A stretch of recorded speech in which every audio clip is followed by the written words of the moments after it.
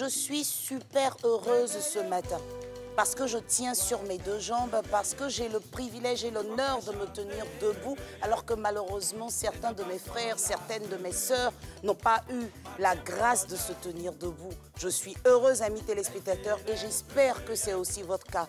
Qu'aucune difficulté, qu'aucune épreuve ne vous enlève votre joie. Parce que peu importe ce qui peut nous arriver, Dieu seul sait pourquoi. Bonjour à toutes et à tous, bienvenue à Matin Bonheur. C'est ici qu'on fait le plein de l'énergie, c'est ici qu'on fait le plein de la bonne humeur pour bien commencer la journée. Toute l'équipe est prête et puis nous on vous dit installez-vous confortablement, on commence maintenant avec la météo.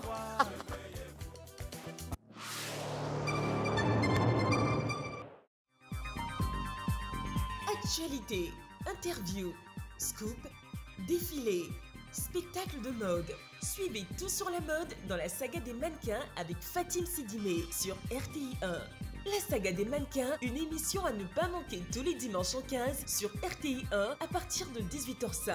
Rediffusion tous les mercredis en 15 à partir de 8h45. La saga des mannequins, la mode valorisée sur RTI 1.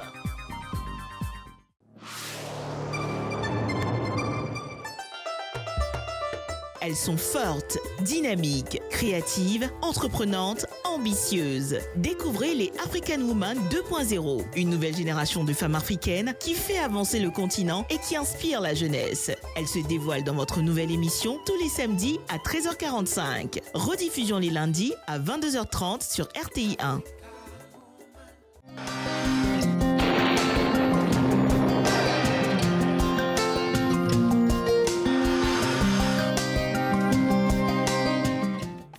Madame, monsieur, bonjour. En début de matinée, on observera par endroits dans le sud forestier et à l'ouest de la brume humide ou du brouillard qui se dissipera pour faire place à un ciel généralement nuageux. Le littoral connaîtra un temps partiellement nuageux. Dans le reste du pays, les vents de l'harmattan apporteront de la poussière. On notera comme température prévue pour la matinée 21 degrés à Abengourou, 25 à Abidjan, 23 à Diaké, 20 degrés à Bondoukou, 19 à Bouaké, 20 degrés à Bouna et Boundiali, 21 degrés à Taloa, 22 degrés pour Dimbokro, 20 degrés à Gagnoa, la ville de Guiglo affichera 16 degrés, 20 degrés à Kong et Korogo, 15 degrés à Maï et Otiéné, 23 degrés à San Pedro, 24 à Sassandra, 18 degrés à Séguila, 21 à Soubré, 23 degrés à Tabou, 24 à Tiessalé, 16 degrés à Touba et 18 degrés à Yamsoukro. Le temps sera ensoleillé sur l'ensemble du pays. Les vents secs atteindront en début d'après-midi les régions du sud-est. En milieu ou en fin d'après-midi, on observera dans le sud forestier sur le littoral des bourgeons nuageux qui donneront quelques pluies faibles, parfois accompagnées d'orages. Au nord et dans la bande centrale, l'air sera sec et chargé de poussière. Côté Mercure, on observera 30 degrés pour Abengourou et Abidjan, 33 à Diaké, 35 à Bondoukou, 32 à Bouaké, 36 à Bouna, 33 à Boundiali, 35 à Taloa et Zimbokro, 34 à Gagno à Guiglo, 35 à Kong, Korogo et Man, 36 à Otiéné, 32 à San Pedro et Sassandra, 35 pour la ville de Séguila, 34 à Soubré, 32 à Tabou et Tiessalé et enfin 34 degrés à Touba et Yamsoukro. Merci pour votre aimable attention, agréable journée sur RTI.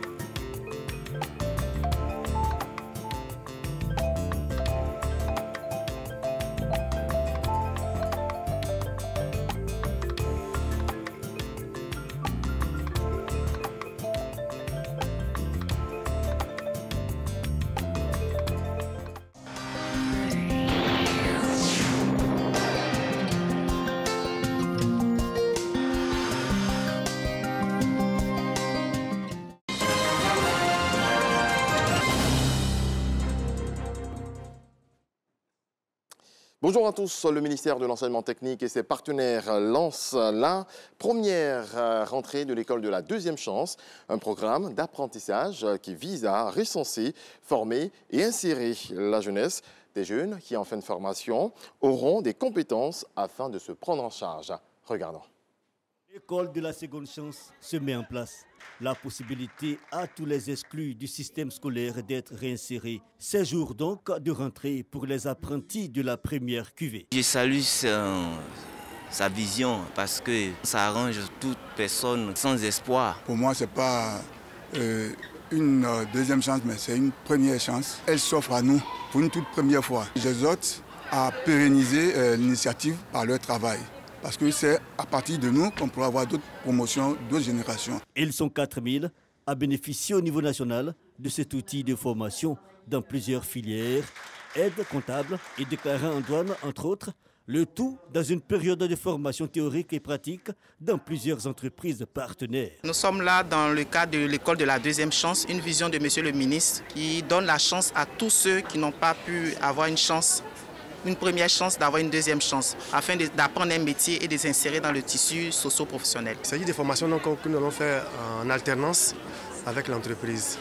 Les apprentis qui ont été recrutés vont recevoir une formation théorique au niveau de l'établissement. Cette formation théorique représente 25% du temps de formation et ensuite on les met en entreprise et ils vont donc subir 75% du reste du temps. Nous attendons donc de nos apprenants qu'ils soient très assidus, qu'ils soient consciencieux, suivent parfaitement cette formation parce que c'est des formations qui vont leur permettre de s'insérer dans le tissu social. Ce projet école de la seconde chance, à la réalité un projet de réinsertion, s'exécutera durant 8 mois dans plusieurs localités telles Abidjan, Abengourou et Bongouanou. Le gouvernement veut améliorer l'offre de soins dans le centre de santé. Pierre Demba, le ministre de tutelle, s'est rendu au centre des Grands Brûlés, au Centre national de prévention et de traitement de l'insuffisance rénale. Le ministre de la Santé a également visité les infrastructures en construction et rénovation du CHU de Cocody. Suivant. Le ministre de la Santé, de l'Hygiène publique et de la couverture maladie universelle, Pierre Demba, en visite de travail au centre hospitalier universitaire CHU de Cocody. Au pas de course, le tour du propriétaire est fait et sont passés en revue le Centre national de prévention et de traitement de l'insuffisance rénale, le service d'aide médicale d'urgence au SAMU, le centre des Grands Brûlés et le service d'hospitalisation et d'accouchement du CHU en réhabilitation, sans oublier le nouveau bâtiment, une visite attendue par les responsables et personnels de santé. Mes préoccupations, c'est d'abord l'insuffisance des centres de dialyse et des postes de dialyse pour la prise en charge des patients. Il y a des périodes où même nous avons un taux d'occupation des lits à 140%, c'est-à-dire le service de réanimation qui reçoit normalement 6 lits peut aller jusqu'à 9-10 lits. Vous voyez, et donc ça veut dire que la capacité du centre commence à poser problème. Nous allons réfléchir à d'autres stratégies, par exemple ouvrir d'autres structures ailleurs. Une visite pleine d'enseignements, l'accès aux soins, les infrastructures sanitaires. Le ministre Pierre Demba rassure quant à l'engagement du gouvernement à améliorer l'offre de soins. J'ai profité donc de la journée pour me faire une idée donc, de notre capacité de prise en charge et m'assurer que les travaux tels que programmés se déroulent bien. Il y a un programme important de plus de 1000 milliards qui s'exécute. Aujourd'hui, on a autour de 60% d'exécution. Des ESPC, qui sont des établissements de premier contact, qui administrent des soins de santé primaires, sont en train d'être construits un peu partout. Donc, on est en train donc, de mettre en place le véritable plateau pour accueillir les malades. Avec la sortie de terre de ce bâtiment en attente d'équipement au sein du CHU de Cocody, la mise en service du CHR de Mans et l'hôpital général de Danané, proposant des spécialités diverses, le gouvernement traduit en actes son ambition visant à la mise en place d'un système de santé performant. En bref, une image du football, le championnat d'Afrique des Nations qui se déroule en Algérie. Le finaliste de la dernière édition, le Mali, a connu une entrée en matière compliquée au CHAN 2022 et les aigles locaux ont été tout heureux d'arracher le nul face à l'Angola, 3 buts partout, à l'occasion de la première journée du groupe D au stade d'Oran. Dans l'autre match du groupe C, les Baréas de Madagascar ont surpris le Ghana, 2 buts à 1. Dans le reste de l'actualité, depuis dimanche, les informations circulent sur l'enlèvement d'une cinquantaine de femmes en 2 vagues, jeudi et vendredi, par des terroristes dans la localité d'Arminda, dans le nord du Burkina Faso. Eh bien, l'information a été confirmée par les autorités burkinabées dans un communiqué ce lundi matin. En réalité, ce serait en fait non pas 2, mais 3 groupes de femmes qui auraient été kidnappées dans 3 localités, soit environ 80 personnes. C'est un tournant historique. La Chine, pays le plus peuplé du monde, où vivent un 6e des habitants de la planète, a vu l'an passé sa population baisser du jamais vu depuis 6 décennies. Cette chute s'annonce durable, peut-être jusqu'à la fin du siècle, selon des démographes, ce qui affectera durement l'économie et le système de retraite. L'actualité revient à 7 heures. Merci Régis, Kofi, mais tu sais, on te retient un tout petit peu en parlant de la Chine. Ça a été difficile pour ce pays parce qu'environ 3 ans, ils sont restés confinés. Ils n'avaient pas vraiment le droit de sortir, on ne pouvait pas y aller. Et là, les frontières sont ouvertes. On peut désormais aller en Chine pour nos différentes activités. Et puis, pourquoi pas se marier là-bas, faire des enfants, puisque justement, la population a chuté. Mais voilà, on va les aider à revenir. C'est ça, pourquoi pas. Ouais. Mais en tout cas, on se retrouve quoi, à 7 heures? À 7 heures, tout à l'heure. Merci beaucoup, Régis. C'est tout à l'heure. Amis téléspectateurs, on a suivi l'information avec du bon chocolat chaud made in Côte d'Ivoire. Et maintenant, on dépose la tasse, on se remet en forme. Et on retrouve notre coach Astrid pour fitness.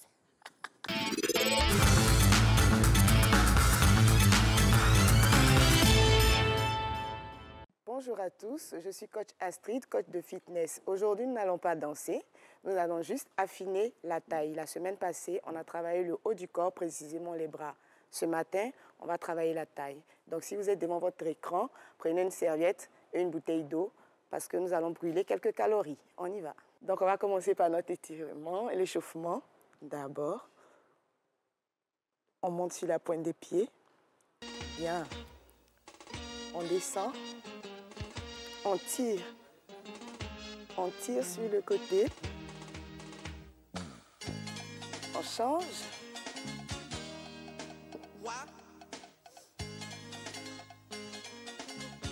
On arrondit le dos. Bien.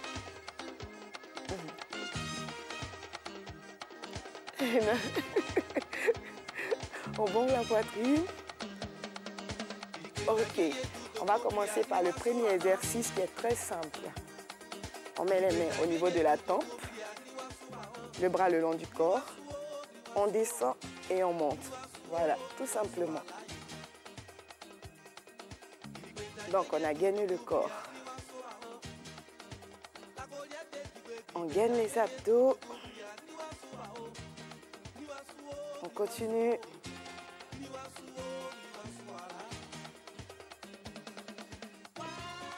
On va aller pour 2 fois dans le même mouvement. 1 et 2. Je reviens. Donc, il faut serrer les fesses, aspirer le nombril. 3, 4, 5, 6, 7, 8. On va insister et on va rester petit. 1, 2, 3, 4, 5, 6, 7 et 8. On va changer de côté, on fait les mêmes exercices. Toujours les mains au niveau de la tempe, tu descends et tu montes. Donc toujours gagner le ventre, aspirer le nombril. Bien.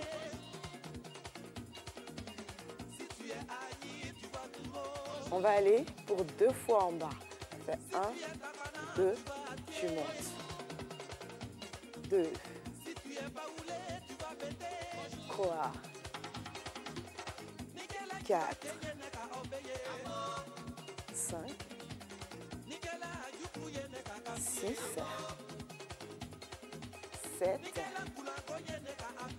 8.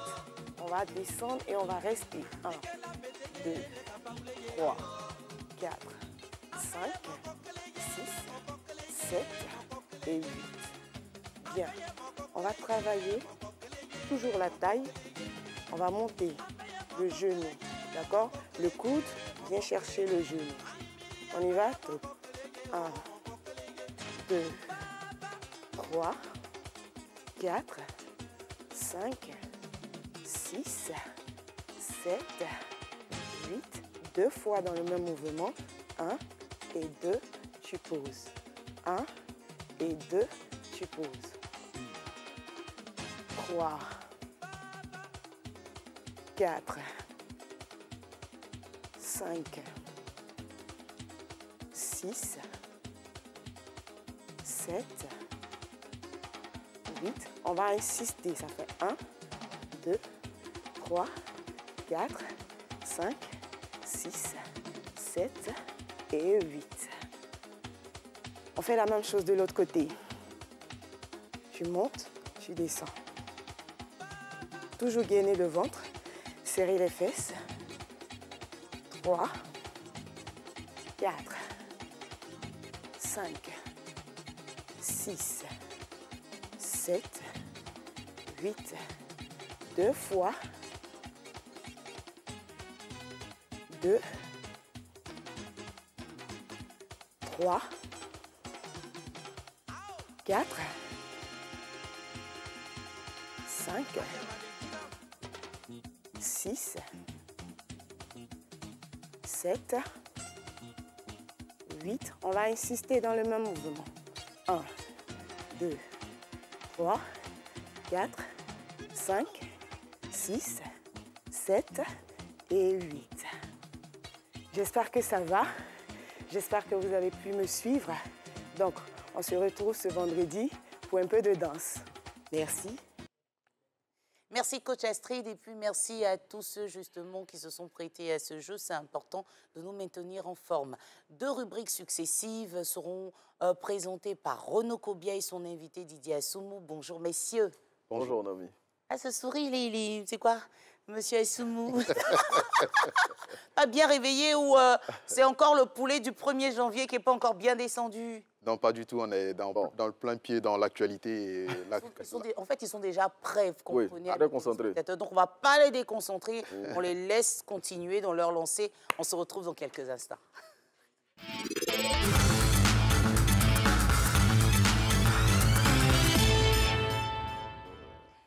Bonjour à tous, bienvenue.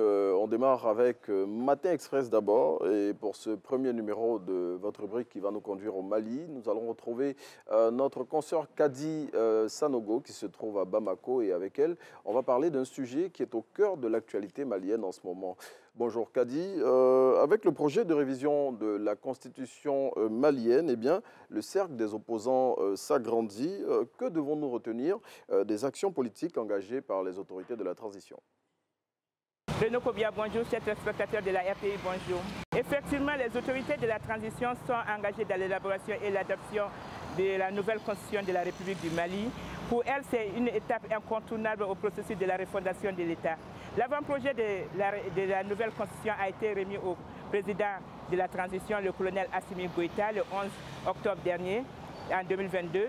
Le texte, une fois finalisé, devrait passer en référendum au mois de mars prochain selon les autorités. À ce titre, le ministre de l'administration territoriale, le colonel Abdoulaye Maïga, a rencontré le jeudi 12 janvier dernier la classe politique pour échanger sur la meilleure organisation de ce référendum. Une rencontre à laquelle peu de partis politiques ont assisté, une rencontre boudée par une grande partie de la société civile et des partis politiques. Ce qui fait qu'aujourd'hui, on peut dire que le rang de ceux qui demandent au président Assimi Goïta de renoncer à ce projet s'agrandit de plus en plus.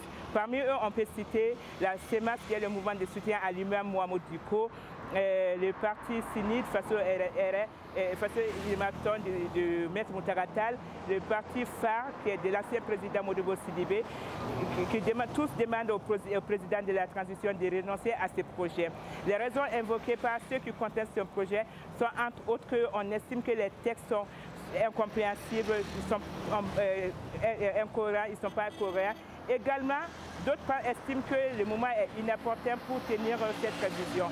D'autres encore, comme le parti phare, déclarent que ça ne reflète pas l'aspiration profonde du peuple et qu'il ne revient pas aux autorités de la transition de procéder à une révision constitutionnelle. Je vous souhaite une excellente journée. Merci beaucoup. À très bientôt. Merci à vous également, Kadi Sanogo. Et puis à très bientôt pour d'autres informations concernant le Mali. À la suite de Matin Express, eh bien, nous allons retrouver à présent Didier Assoumo, rédacteur en chef de l'Infodrome. Et avec lui, vous le savez, c'est l'intégrale de la revue de presse.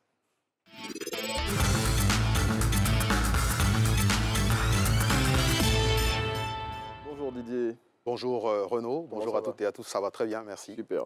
Et avec vous aujourd'hui, deux titres pour cette intégrale de la revue de presse. On démarre tout de suite avec la rentrée solennelle de la fonction publique pour l'année 2023 qui a eu lieu hier.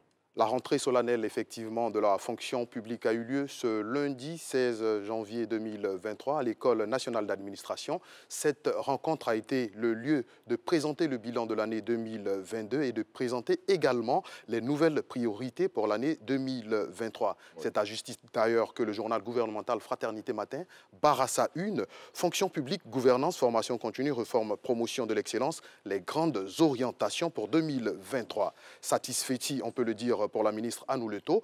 En ce qui me concerne, je considère ce bilan acceptable et encourageant, a fait savoir justement la ministre, qui a également exhorté ses collaborateurs à être plus ambitieux et à avoir le souci de s'améliorer. Elle a ajouté également, nous travaillons dans un secteur sensible qui touche l'image de la République et cette image doit refléter l'ambition du président de la République qui passe par une administration forte, efficace et performante. En tout cas, la ministre a exhorté ses collaborateurs à plus de professionnalisme. Absolument. À plus de clarté dans toutes les actions qui sont... et justement, pour parler de clarté, à cette occasion, la ministre a donné aux différents responsables des départements les feuilles de route pour cette année 2023 avec pour objectif la réalisation à 100% des objectifs fixés. Oui, objectif fixé par le chef de l'État. Absolument. Voilà. Oui. Et il faut également noter que les réformes justement au sein du ministère de la fonction publique ont démarré depuis 2013 avec l'informatisation des outils de gestion des ressources humaines, lesquels outils ont permis justement de juguler l'absentéisme au travail et également la lenteur administrative. Au titre toujours des réformes, il faut noter le nouveau statut général de la fonction publique, oui. La révision du décret portant création et organisation de l'Observatoire du service public et enfin la réforme de l'ordre du mérite et du conseil de discipline. Bon, tout un vaste programme que la ministre a déployé pour lequel elle a invité justement ses collaborateurs à s'inscrire dans la droite ligne de toutes les recommandations qui ont été faites par le chef de l'État pour atteindre tous les objectifs fixés. Alors au titre toujours de la fonction publique, il faut noter qu'il y a quelques jours, la ministre a rencontré donc les responsables du parti PPACI oui. Et à l'issue donc de cette rencontre, les fonctionnaires rentrés d'exil ou sur le point de rentrer qui n'ont pas encore répondu à l'appel de leur tutelle pour réintégrer les services ont finalement jusqu'au 31 janvier 2023 pour le faire. La date du 31 décembre a donc été repoussée par la ministre à l'issue donc de cette rencontre avec les responsables du PPACI. Bon, tout ça aussi, ça s'inscrit dans la droite ligne de la réconciliation nationale qui est tant prônée par le gouvernement ivoirien pour permettre à tous ces frères-là et sœurs qui n'ont pas encore regagné leur poste de pouvoir le faire effectivement. En tout cas, ce qu'il faut retenir, c'est que la ministre Annou Leto est déterminée à faire de la fonction publique un service efficace. De son passage donc à la salubrité urbaine et à l'assainissement, elle est sortie avec le nom de Maman Bulldozer. Oui, sûrement. et au niveau donc de la fonction publique, elle fait bouger les lignes et oui. C'est le moins qu'on puisse dire. En tout cas, plein succès à la ministre de la fonction publique et à tous les membres du gouvernement. Hein, il faut souligner que les Ivoiriens attendent beaucoup justement de l'administration publique et je crois que la ministre est donc sur le chemin de réaliser le vœu de tous les Ivoiriens. Bon, l'administration publique est la vitrine de tout le gouvernement ivoirien à travers tous ces démembrements qui permettent de mener à bien tous les programmes qui sont impulsés par le gouvernement avec à sa tête le Premier ministre et au-dessus le président de la République, Alassane Ouattara. Autre sujet dont on va parler, Didier Assoumo, avec vous, eh bien, c'est un sujet politique relatif à l'ex-ministre Jean-Louis Billon qui affiche ses intentions pour la présidentielle de 2025. Mettre les pieds dans le plat, c'est ce qu'a fait Jean-Louis Billon, vice-président du PDCI-RDA et ancien ministre du Commerce. Il a annoncé samedi sur Radio France Internationale son intention d'être candidat à la présidentielle de 2025 et se positionner positionné contre la candidature de l'ancien président ivoirien et président du PDCI-RDA, Henri Konan Bédié, à la tête du PDCI depuis 28 ans. C'est le jour plus qui nous fait donc l'écho de cette intervention de Jean-Louis Billon depuis Paris. Il a également demandé le retour de la limite d'âge à 75 ans pour les candidats à la présidentielle. Le monde politique ne connaît pas donc de retraite et c'est dommage à regretter. Le futur candidat à la présidentielle, on peut le dire, Jean-Louis Billon. Et donc la position de Jean-Louis Billon résonne en porte-à-faux justement ou en contradiction avec la décision du bureau politique du PDCI-RDA qui a récemment désigné Henri Konan Bédié comme candidat unique donc, pour prendre la tête du parti. Et certains observateurs justement y voient donc une future désignation d'Henri Konan Bédié comme le candidat à la présidentielle pour le PDCI-RDA. Bon, je dis le ministre Jean-Louis Billon qui met le pied dans le plat. Hein. Voilà, il est en train de vouloir secouer la fourmilière PDCI.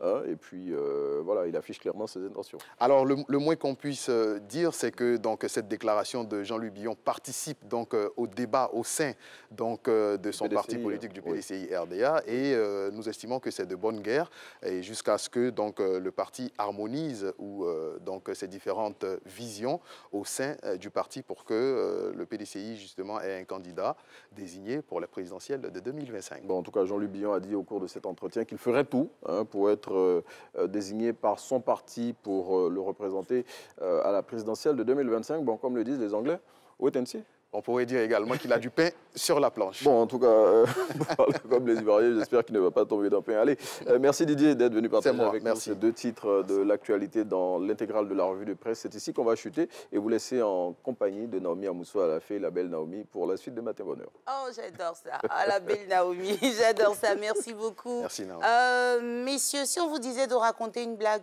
c'est possible? Matin là. Oui. Tout de suite là, il n'y a rien qui me vient. Mais il faut rire, les gars. Non, mais riez. Vous n'avez pas besoin de vous raconter une blague. Il faut une blague. Quelque chose pour rire. Assoum, vous connaissez les blagues? Bon, je ne m'y connais pas trop. Non, enfin, vous, quand vous présentez le journal, là. Je m'y serais préparé parce que là, sortir de l'info et puis raconter une blague. Oui, mais vous êtes trop sérieux. Donc, quand on fait l'info comme ça, surtout dans ce box-là, on ne peut pas faire de blague, en fait. Si, pourquoi pas. Donc, il faut qu'on vous avertisse. Mais si on tombe comme ça... On allait déployer le chapelet de blagues vite fait. Ben voilà. Donc, pour la prochaine fois, Renaud, on va préparer une blague pour les téléspectateurs parce qu'il est important de rire. Et avec Renaud, Kobia et Didier Assoum, on vous invite à suivre la séquence humour.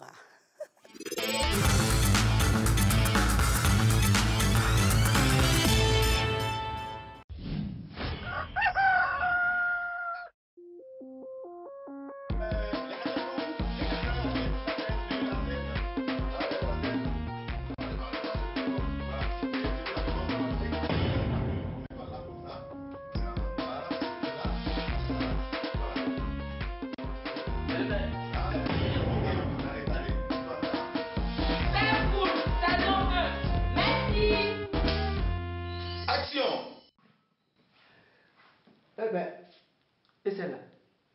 C'est la bonne. La quoi? La bonne. Mon Dieu! Ah, négreux! Madou, je vous dois combien? Oh. J'ai dit, quand les autorités passent là, on ne fait pas de bruit. Oh. Monsieur, vous m'avez appelé?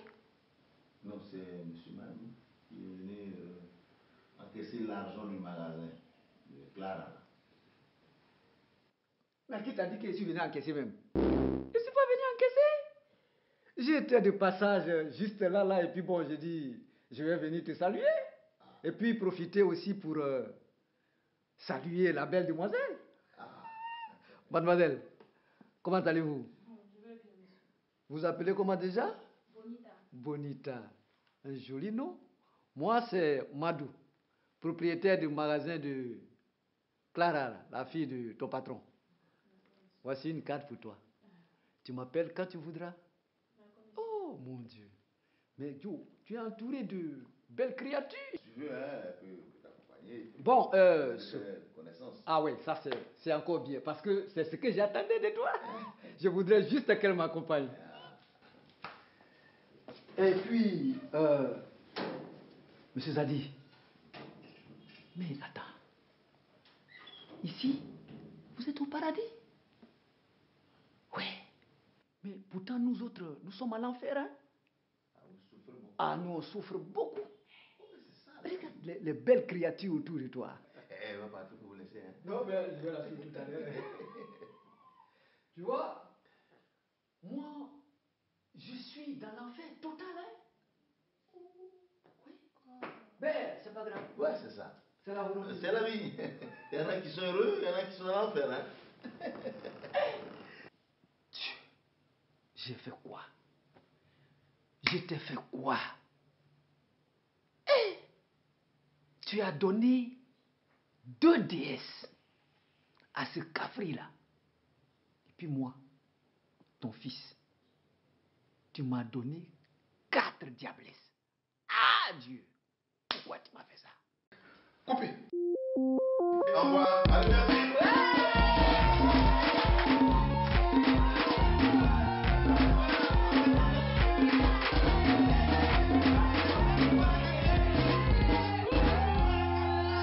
L'émission se poursuit avec le challenge matinal, amis téléspectateurs. Nous avons eu la possibilité de découvrir le nom de l'heureux gagnant du challenge passé. On va le recevoir vendredi prochain sur ce plateau pour qu'il puisse récupérer son lot et surtout participer avec nous à l'émission. Mais quelle est la question du nouveau challenge? On la découvre dans un instant.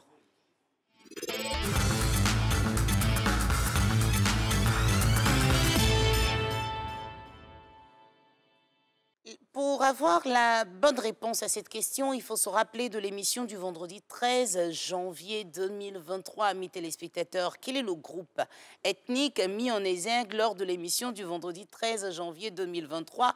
Et avec la tenue de Renaud Cobia, on peut déjà avoir une petite idée, mais concentrez-vous et rappelez-vous justement de l'ethnie qui a été mis en exergue vendredi 13 janvier 2023.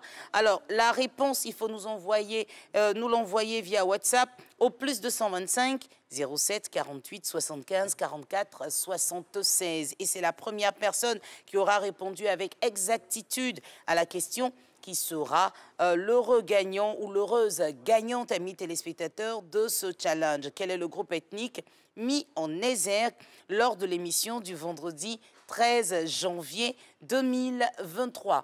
Alors, il est temps pour nous de marquer une pause afin de pouvoir recevoir comme il se doit Régis Kofi pour le deuxième flash d'information. Mesdames et messieurs, bonjour et bienvenue à Matin Bonheur. Vous êtes chez vous. Ce sera dans nos marchés où on vous envoie à présent pour découvrir le prix des denrées qu'on y trouve. Démarrer la journée sans le café, il manque quelque chose. Surtout le café de Côte d'Ivoire. Voilà. Il y a des aliments évités, mais il n'y a pas d'aliments évités. Parce qu'un aliment n'est pas mauvais en soi. C'est vraiment la manière de consommer. On vous attend justement pour participer avec nous à l'émission. Comment ça se passe depuis 5 h du matin avec la belle ambiance qu'on a avec toute l'équipe.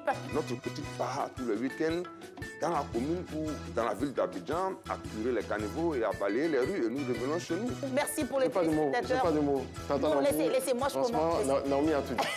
Le tonus au réveil, le vrai bonheur du matin, ça se passe dans Matin Bonheur, du lundi au vendredi, à partir de 6 h 25 sur RTI 1.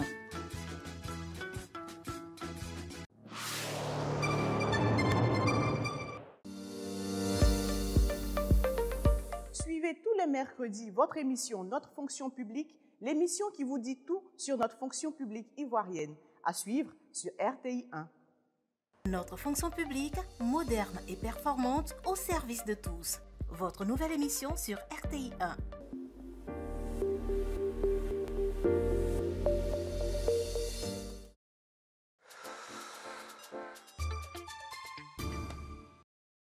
Abidjanaise, Abidjanais, le ministre-gouverneur Robert Begré-Mambé vous invite à prendre part à la prière œcuménique qu'organise le district autonome d'Abidjan ce mardi 17 janvier 2023 à partir de 8 h à l'espace Canal au Bois de Treichville. Au programme, prière, chant, enseignement. Abidjanaise, Abidjanais, venons confier notre belle Côte d'Ivoire au Tout-Puissant pour la paix dans notre pays.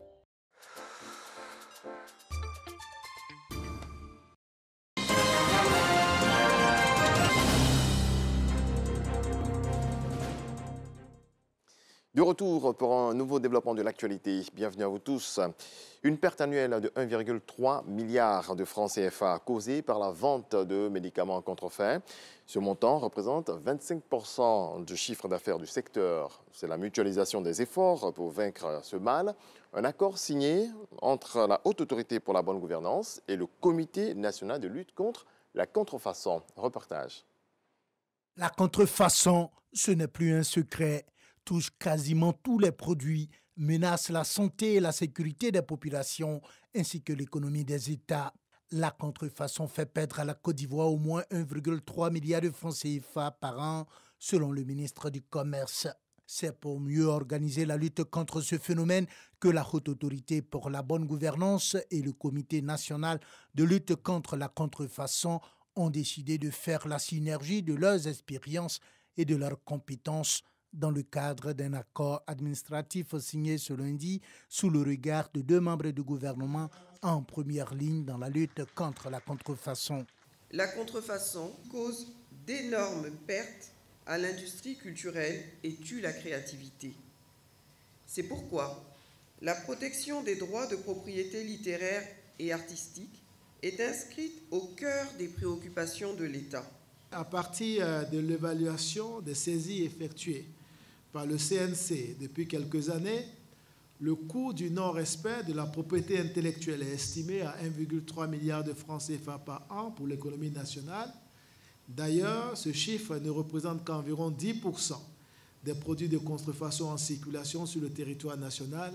La signature de cet accord administratif fait le lit à une coopération stratégique entre la HABG et le CNLC dans la lutte contre ce phénomène, a fait observer Ngolo Koulibaly. Au-delà des échanges d'informations entre nos entités et mus aussi par nos volontés reflétées dans cet accord, il n'est pas excessif de penser que pour certains cas complexes, des équipes conjointes de la HABG et de la CNLC seront mises en place pour l'instruction de ces cas difficiles. Selon les chiffres de la Haute Autorité pour la bonne gouvernance, la vente de médicaments contrefaits représente 25% du chiffre d'affaires du secteur en Côte d'Ivoire.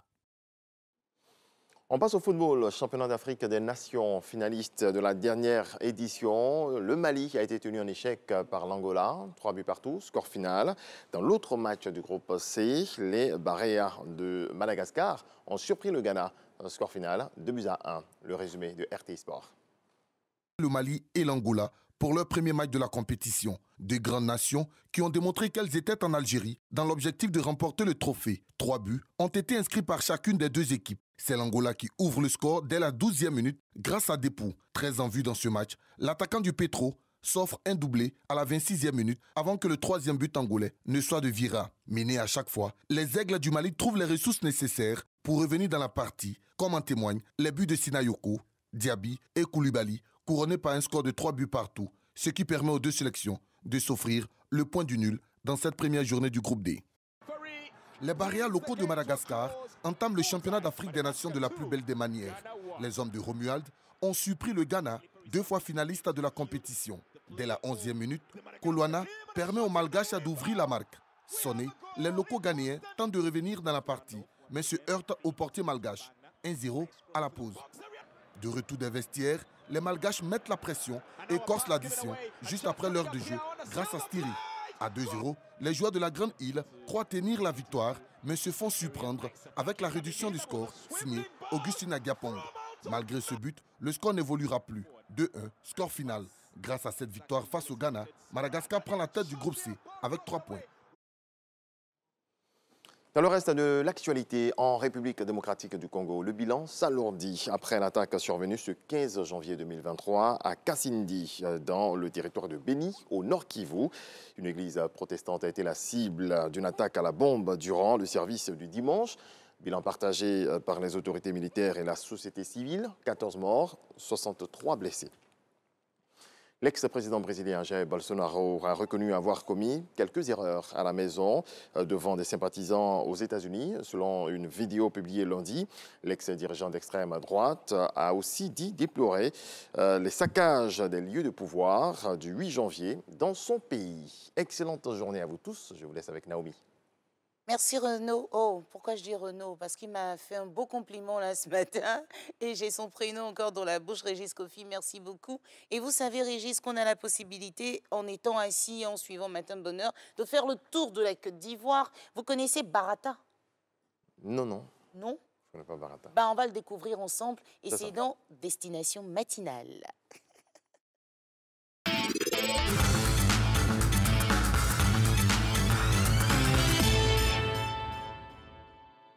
La poursuite de notre voyage dans la Maraoué nous emmène aujourd'hui à poser nos valises, amis téléspectateurs, dans le beau village de Barata.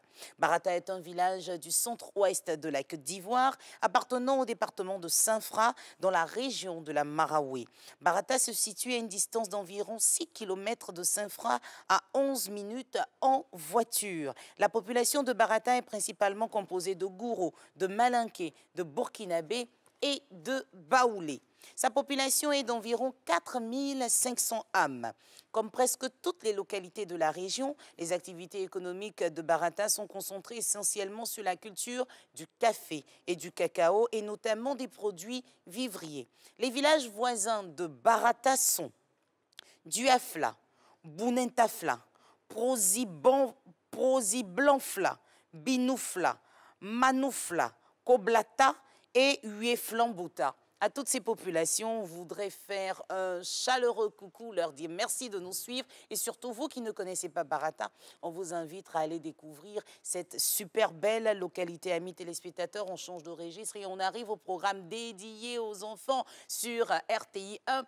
Il s'agit de Awane. Awane 2023 démarre bientôt sur RTI 1.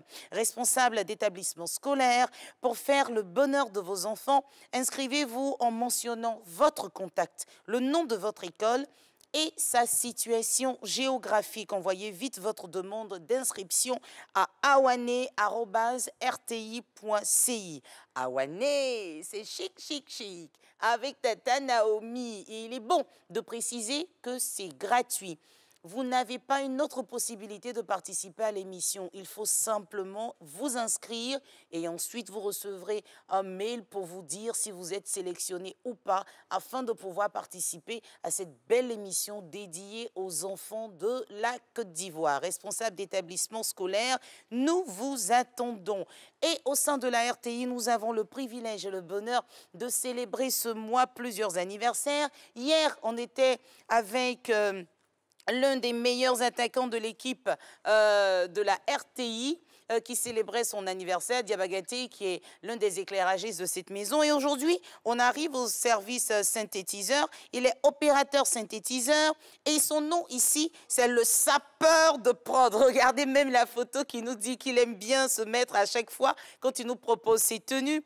Nguessan Kwasi Roger, l'homme du 17 janvier, on te souhaite un joyeux, mais ouh, la position, non le gars, c'est pas pour rien qu'on t'appelle le sapeur de la prod. En tout cas, joyeux anniversaire, que du bonheur et joyeux anniversaire bien sûr à toutes les personnes qui sont nées en janvier et surtout celles qui célèbrent un an de plus en ce beau 17 janvier 2023. Vous n'êtes pas ici, hein, mais sinon vous allez entendre les cris de la régie, ils sont super contents. Bon les gars, Diabagaté et puis Roger, vous m'attendez justement à la fin de l'émission, on attend notre gâteau. Bon, ça, Roger c'est le sapologue de la prod, mais Roger, on dirait que Naomi est en train de faire un truc avec toi. Tu as eu la chose, non? C'est toi qui m'as contaminé ce matin. Joyeux anniversaire.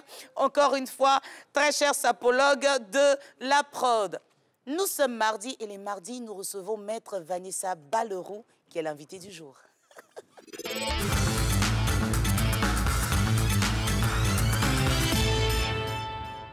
Merci de nous rejoindre en ce beau mardi. Nous sommes tellement pressés de vous avoir parce que nous parlerons d'un sujet tellement délicat pour nos papis et nos mamies. Il y a souvent des situations qui nous obligent à les mettre sous tutelle. Bonjour maître. Bonjour. Waouh, la robe, hein? waouh. C'est-à-dire, vous faites fort. Mais à chaque fois que je vous vois, ça va crescendo, quoi. Je vous dis pas, les amis, la robe, mais le parfum, on va pas finir aujourd'hui. Merci d'être avec nous, Maître. Alors, rappelons que Maître Vanessa Balleroux est avocate. Avec elle, depuis plusieurs saisons, on essaie justement de parler de certains éléments très importants sur le plan juridique. Et aujourd'hui, on parle des personnes vulnérables et la mise sous tutelle. Déjà, qui peut être désigné comme personne vulnérable? Alors, comme le terme l'indique, la personne vulnérable, c'est une personne qui est en situation de faiblesse. Donc, ça va être une personne, qu'elle soit majeure ou mineure d'ailleurs, qui a besoin de protection. Donc, est une personne vulnérable au sens où on l'entend ici, toute personne qui a besoin d'une protection, et cette protection-là va être apportée par le biais de la justice. Très bien. Et sous tutelle, qu'est-ce que c'est? Alors, sous tutelle, cela veut dire que vous soyez mineur ou majeur, mais pour les majeurs, on parle plutôt d'interdiction. Mais l'idée est la même. L'idée, c'est d'apporter une protection à une personne qui n'est pas en capacité de décider. Le mineur, lui, c'est normal. Il ne peut pas faire des actes de la vie civile. Un mineur ne peut pas vendre un bien. Un mineur ne peut pas décider s'il a du patrimoine de donner quelque chose. Il faut que ça se passe sous la supervision de son, on va dire, de son tuteur légal, de la personne qui légalement a le droit de l'assister dans tous les actes de la vie civile. Donc ça va être son père, sa mère, son père, sa mère. Son tuteur légal. Exactement. Si les parents ne sont plus là, ou bien s'ils ne sont pas en capacité d'apporter de manifester leur volonté, dans ce cas-là, le juge des tutelles, donc ça va se passer au tribunal, est saisi pour désigner un tuteur qui va s'occuper d'administrer, de gérer tout ce qui va concerner tous les aspects de la vie de l'enfant, du mineur, qui est dépourvu de parents ou dont les parents ne sont pas en capacité de manifester leur volonté, soit qu'ils sont malades, soit qu'ils n'ont pas toutes leurs facultés, ou alors qu'ils ne remplissent même pas leur rôle de parents à l'égard de l'enfant. Ouais. Mais aujourd'hui, on va s'attarder un peu sur les personnes âgées, parce que c'est ça le gros problème. À partir de quel moment on va donc décider que cette personne est vulnérable? Est-ce qu'il y a certaines maladies comme Alzheimer ou une vieillesse très avancée est-ce que ce sont ce genre d'éléments qui vont nous permettre de définir que la personne est vulnérable ou il y a d'autres éléments qui rentrent en ligne de compte? Alors, le Code civil, concernant les majeurs, le Code civil vous parle, comme je vous disais, au lieu de tutelle, on va parler plutôt d'interdiction. Et la personne qui va être interdite de procéder à certains actes, voire même à tous les actes de la vie civile. Elle ne pourra plus gérer librement seule en tout cas son patrimoine. Elle ne pourra pas vendre un bien, elle ne pourra pas acquérir un bien, elle ne pourra pas louer un bien, elle ne pourra faire aucun acte de la vie civile. Donc, on considère qu'une personne peut être interdite. Il y a 3 cas qui sont un peu, comment on va dire ça, un peu exotiques, mais ça vient du Code Napoléon. On parle d'imbécilité, de fureur ou de démence. Donc, dans tous les cas, ça va être une personne dont les facultés ne lui permettent plus de procéder librement aux actes de la vie de tous les jours, de la vie civile. Donc, est-ce qu'une personne malade? Oui, si la maladie prive cette personne-là de la capacité de discerner les choses et de faire en toute conscience un certain nombre d'actes de la vie civile. Par exemple, une personne qui aurait une maison et qui serait malade, dont le diagnostic Alzheimer a été posé, qui ne perçoit plus le temps, l'espace, qui confond les choses, on ne va pas lui permettre de pouvoir décider, par exemple, de vendre sa maison, parce que c'est vrai que la maison est dans son patrimoine, mais le jour où cette personne-là vient à quitter la terre des vivants, cette maison-là va appartenir au patrimoine de ses héritiers. Donc, si on la laisse brader, par exemple, c'est bien parce que certaines personnes pourraient en profiter.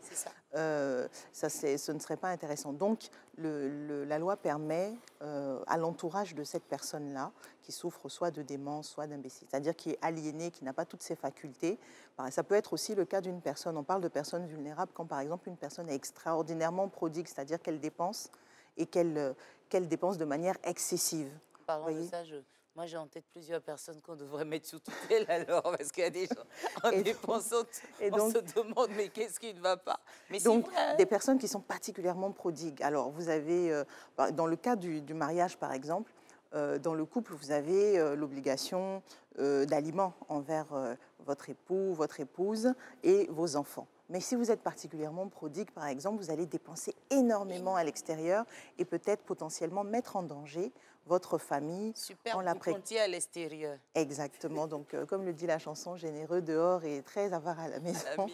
Donc, c'est cette prodigalité-là qu'on va essayer de freiner en soumettant le cas au juge. Et si le juge estime qu'effectivement cette personne est excessive dans sa prodigalité, il pourra désigner quelqu'un qui va être, on va dire, le tuteur de cette personne-là qui pourra l'accompagner. Maintenant, quand on prend cette décision de mettre quelqu'un sous tutelle, ce n'est pas définitif. La personne qui a été mise sous tutelle, elle-même peut venir en main levée, c'est-à-dire demander elle-même au juge de lever cette mesure-là, dès lors qu'elle montre que, par exemple, son état de santé lui permet désormais de gérer son propre patrimoine, d'administrer ses propres biens, de diriger sa propre vie, ou alors que si c'est une personne qui était exagérément prodigue, qu'elle a pris des dispositions pour faire attention à son patrimoine désormais et que ça ne va plus se reproduire. Ou alors... Mais il faut passer par un médecin donc, pour avoir un diagnostic, pour apporter donc, ce genre de preuves au juge. S'il s'agit de maladie, par exemple, vous avez une personne... par exemple, qui fait un accident vasculaire cérébral, un AVC, qui n'est plus en capacité de s'exprimer, qui n'est plus en capacité de bouger, c'est compliqué pour cette personne-là. Mais si elle vient à récupérer, par exemple, on peut imaginer qu'en produisant un certificat médical, un rapport médical même, et en justifiant auprès du juge que désormais elle a recouvré un peu de santé et elle a la capacité d'administrer son patrimoine, elle pourra venir en main levée de la mesure qui avait privé de la capacité d'agir. Et justement, on trouve malheureusement des personnes mises sous tutelle qui se font dépouiller de tout quand le tuteur aussi ne fait pas preuve de maturité. C'est ça. Donc malheureusement, ce type de cas-là peut arriver, mais ce n'est pas parce qu'une personne a été désignée comme tuteur ou tutrice qu'il n'a aucun compte à rendre à la justice. Bien au contraire, c'est une responsabilité qui est très importante parce qu'on vous confie la responsabilité de gérer le patrimoine, de gérer même la vie, tous les aspects et tous les compartiments de la vie d'une personne. Donc s'il y a des malversations qui sont faites, il peut très bien y avoir des poursuites également contre le tuteur qui se trouverait malveillant. Et j'ose croire que ça reste une minorité et que dans la majeure partie des cas... On se croit, en fait, c'est ce qui effraie et on se demande finalement qui peut être désigné comme tuteur. Alors, comme tuteur, ça va être, par exemple, dans le cas des personnes âgées. Des personnes âgées, ça va être un proche, ça peut être un proche. Ça peut être un ascendant. Bon, les personnes âgées, les ascendants, c'est un peu limité, mais on va dire par exemple un descendant, un frère, une sœur, le fils, la fille. C'est pas comme dans l'héritage, pour l'héritage, où on a une échelle qui nous permet d'avoir telle personne au premier palier, au second palier, non? Non, c'est pas le cas. Là, on parle dans le cas on parle de dévolution successorale. Donc, on vous dit, on vous fait des lignes verticales, horizontales, en vous disant s'il n'y a pas telle personne, ça sera telle autre personne, etc.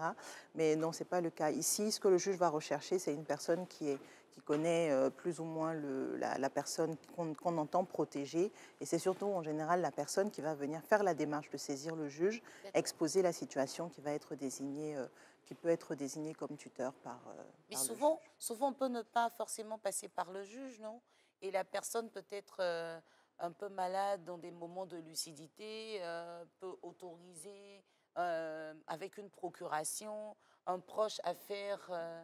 des démarches pour elle, non? Alors, donc dans ce cas-là, ça veut dire que la personne a toutes ses facultés et qu'elle est juste empêchée momentanément de faire un certain nombre de choses. Oui, elle peut faire une procuration.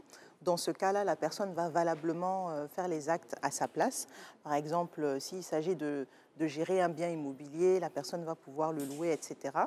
Mais...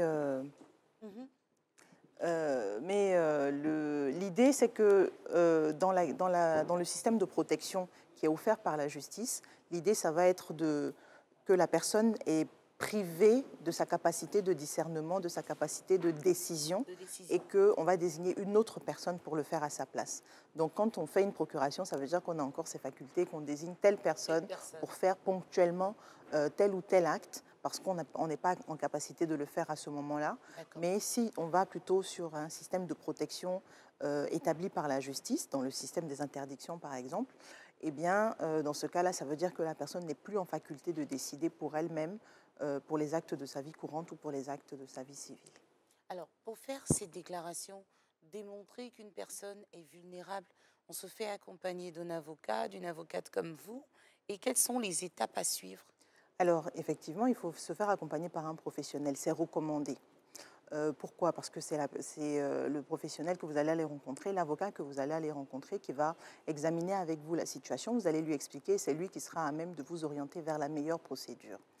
Et dès lors que vous estimez qu'il faut mettre en place un système de protection pour une personne âgée, par exemple, pour reprendre votre exemple, eh bien, c'est l'avocat qui va faire la procédure de saisine du tribunal. Vous allez être entendu. La personne qui est visée aussi, dans la mesure du possible, va être entendue par le juge. Tous les éléments que vous pouvez rapporter, les témoignages, les éléments médicaux, les rapports, les certificats, etc., pour attester de la situation de détresse de la personne qui est visée par la mesure que vous envisagez de faire. Tout ça, ça sera présenté au juge et le juge va examiner cela. Et comme je vous ai dit, dans la mesure du possible, il va essayer quand même d'entendre la personne. Si ce n'est pas possible, qu'on lui rapporte les éléments qui établissent que ce n'est pas possible, à ce moment-là, il va prononcer la mesure et la personne va assurer la protection du majeur vulnérable. On a assisté à des cas où on a eu des personnes qu'on n'espérait même plus revoir, par exemple une personne dans le coma. Et un coma vraiment assez long, on fait les démarches, on devient tuteur, et quand la personne, par intervention divine, j'ai envie de dire, se réveille peut-être 1 an, 2 ans, 3 ans, voire 5 ans après, la personne a pratiquement tout perdu et essaie de reprendre en main ses différentes affaires.